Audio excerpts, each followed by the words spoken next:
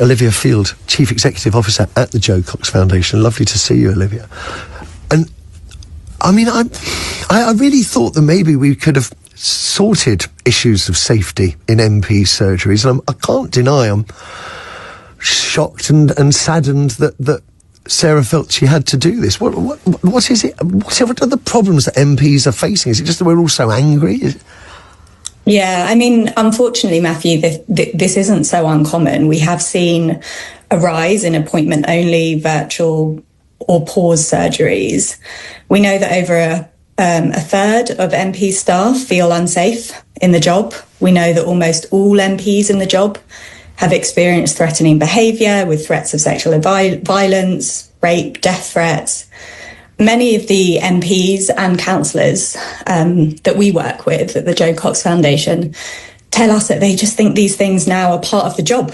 But as normalised as it's becoming, its consequences are seriously damaging because, like you say, it's changing the way that our elected representatives feel safe enough to engage with us and their constituents.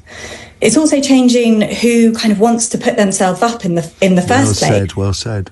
Yeah, and many are standing down, and we know that a sizable number of elected representatives are telling us in surveys and in other forums that they're self-censoring. They don't feel that they can engage in controversial topics, not just because of the impact on votes, but actually because of the impact of the safety of themselves and their families. So like you say, it's a serious concern for the functioning of our democracy.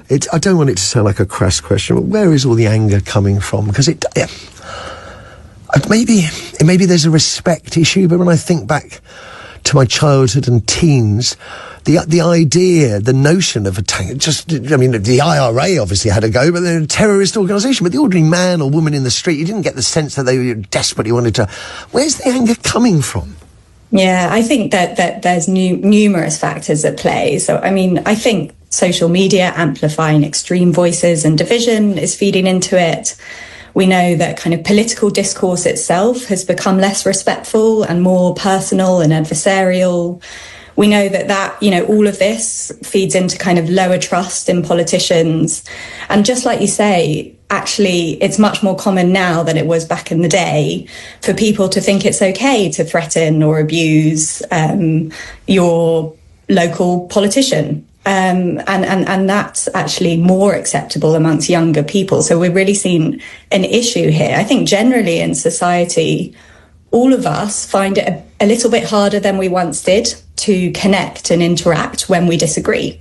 And that's something we have to get a grip on because, healthy debate is at the core of a functioning democracy.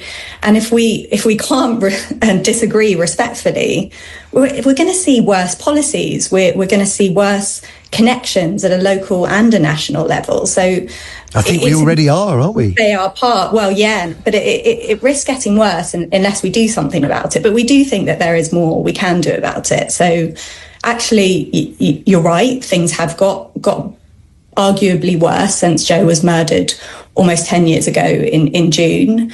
But we've seen increased awareness. We've seen much more security measures put in place. So when you become an MP, you receive guidance, you receive training.